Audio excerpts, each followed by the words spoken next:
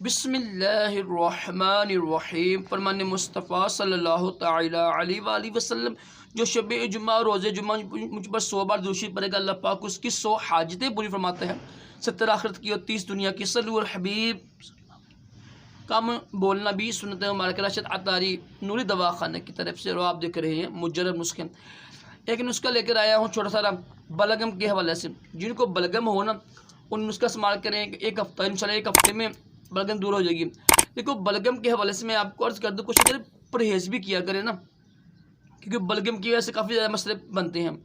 परहेज़ क्या होता है, ये तो ना यानी ठंडे पानी, बर्फ़, शरबत वगैरह ठंडे हो गए, माल्टा हो गया, केला हो गया, पराठा हो गया, दूध, दही, लस्सी वगैरह, खीर वगैरह होती है जो, और अल्लाह भला करे, इन चीज़ों से बचिए आप।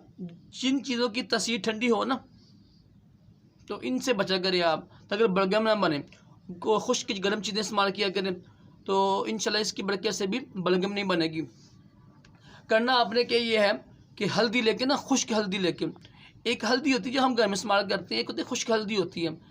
पंसार स्टोर से मिल जाएगी खुश्क हल्दी, आप वो ले लें, आप 50 ग्राम खुश्क हल्दी लेकर उसको पीस के ना कैप्सूल बना लें उसके, आप ना छोटे छोटे कैप्सूल बना लें। तो यहाँ पे वैसे ही खा लें आप, खाने के बाद सिर्फ 5-6 ग्राम के करीब खा लें आप, ऊपर से पानी पी लें।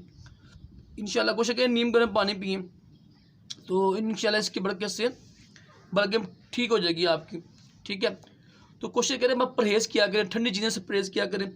जिन फलों की, जिन सब्जियों की तासीर ठंडी हो ना, उनसे परहेज़ किया करें, और गर्म खुश्क चीज़ें इस्तेमाल किया करें। इससे इंशाल्लाह बलगम दूर हो जाती है। कोशिश करें एक इसका ना, ये भी एक सुबह हल्की हल्की वाक भी किया करें, और ये जो है ना सजदा करना लंबा किया करें। रब की बारगाह में जब आप झुकती हैं ना नमाज में, तो लंबा किया करें ना सजदा। इससे अल्हम्दुलिल्लाह बलगम दूर होती है और ज़ुकाम दूर हो जाता है। अल्हम्दुलिल्लाह ये एक रब की अता है।